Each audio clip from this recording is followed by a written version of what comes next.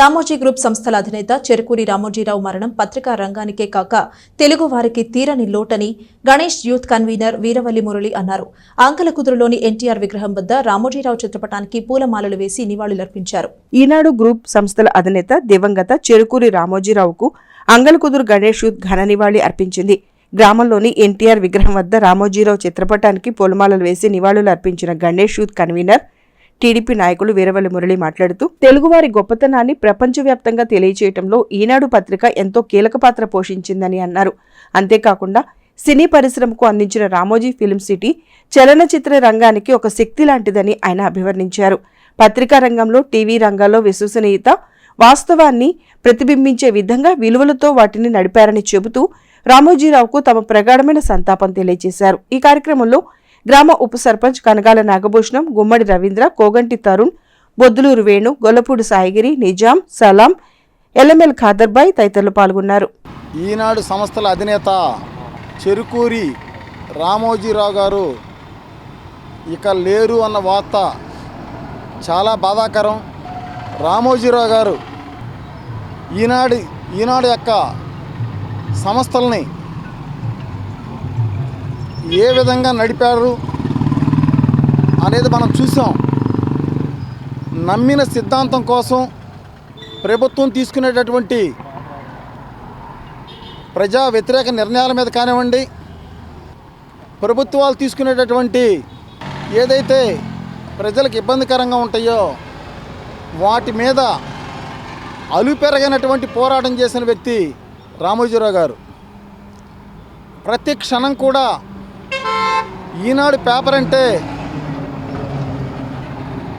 ETV అంటే వాస్తవాలకు దగ్గరగా ఉంటుంది అనేటటువంటి ఒక మార్కుతో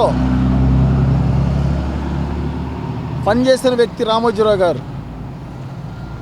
తెలుగువాడి యొక్క శక్తిని, తెలుగువాడి యొక్క గొప్పతనాన్ని ప్రపంచ దేశాలకి తెలియజేసినటువంటి వ్యక్తి రామోజీరావు గారు.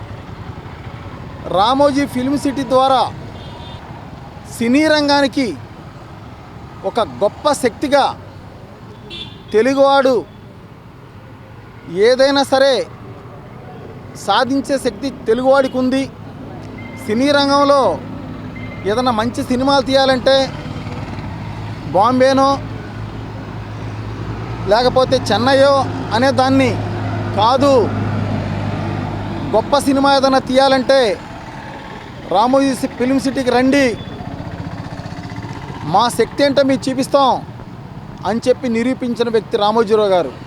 ఎక్కడ కూడా తల వంచని వ్యక్తిగా నమ్మిన సిద్ధాంతానికి ఏదైతే ఆయన పనిచేశారో ఆయన జ్ఞాపకాలు ఎప్పుడు కూడా తెలుగువాడి గుండెల్లో పదిలమని చెప్పేసి తెలియజేసుకుంటూ వారి యొక్క ఆత్మకి, వారి యొక్క కుటుంబ సభ్యులకి ఆ దేవుడు గొప్ప శక్తినివ్వాలని, ఏదైతే